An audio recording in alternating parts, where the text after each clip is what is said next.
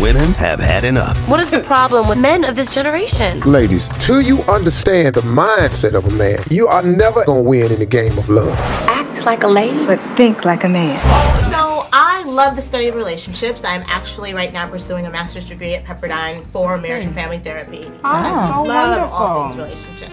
Nice. But I study relationships from the standpoint of love, and the standpoint that the book and that the movie take is more like, this is war. Right. Is love war? Is dating war? What's your take on that? Wow, that was really interesting question. I don't know if it. I mean, yeah, there is a sense of that. I think that, but that's kind of more of the comedy in it. One book is changing the game. What are your short-term goals? What are your long-term goals? What are your views on relationships? Who are you, Oprah? I feel like you do need to kind of understand the other sex as much as possible, because how you perceive something may not be how they intended it, or how you give off something and the way they're taking it may not be what you meant. And so I think it's good because the book is incredibly insightful, and I think the movie is very insightful. So I did read the book and went through a whole study with a book club and found a lot of it very insightful. A lot of it actually mirrored a lot of what Dr. Laura was saying. One of the things that I learned the most, I think, was, though they said it differently, if you demand respect, you'll get respect. If you put it out there, then you'll get it. I want to know, did you guys read the book? If so, did you apply it? And if so, what did you find to be helpful? I mean, I read the book with a group of my girlfriends, more as a joke initially, because we'd seen Steve on all the shows, and so we got drunk and we did an interpretive reading of the book. Love it! And there was a lot of us who've been through, you know, all kinds of crazy relationships and divorces, that we've learned a lot of the stuff in the book along the way. And then there were some people that were like, oh. Yeah. And, you know, taking notes, and you're like, oh, Lord, okay, yeah. Yeah, you didn't know? So you thought, yeah, that's why you haven't met the parents, you know, because you're a dingbat. But like, you know, so I think for some, you know, they just didn't know, just didn't know. What was the most fun thing about this movie for you? You know what? It was fun to work with my friends. You know, it was really fun to go to work.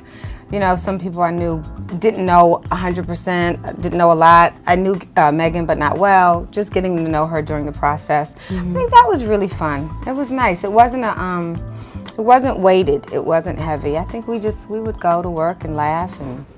She thinks I'm a chef on the rise. She's going to run when I tell her the truth.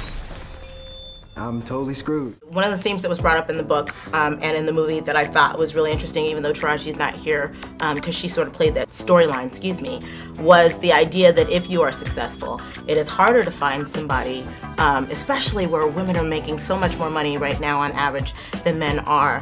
What are your thoughts on that? Do you feel like you can find someone? Do you feel like our standards are too high? When the truth comes out, he's a part-time waiter. There's no such thing as a perfect man. the game is on. I liked Steve's advice in the book about that, saying that does he have to make as much as you have, as you do? You know, and yes, you can find someone wonderful. Does it mean they have to be on par in every single area? You know, I don't, you know, maybe that might be specific, but, you know, Gabrielle talked about, and so did Megan earlier, like common goals. That's a, you know, maybe having that is most important. I definitely think that's the most valuable thing, is having the same values and moral system and, you know, common goals. I don't think it matters if you guys make the same amount of money or any of that kind of stuff. As long as you make enough money to sustain your standard of living, that's cool.